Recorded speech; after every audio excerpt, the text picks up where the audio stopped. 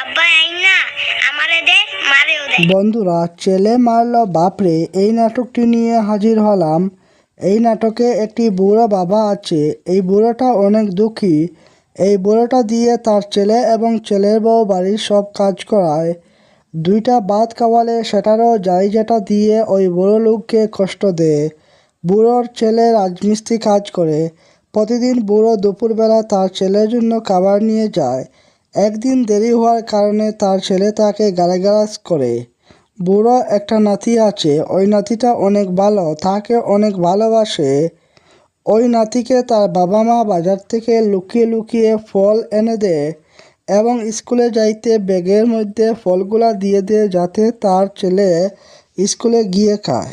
কিন্তু নাতি সেগুলা লুকিয়ে তার দাদাকে এনে দেয় এবং একদিন সেগুলা দেখতে পারে তার মা।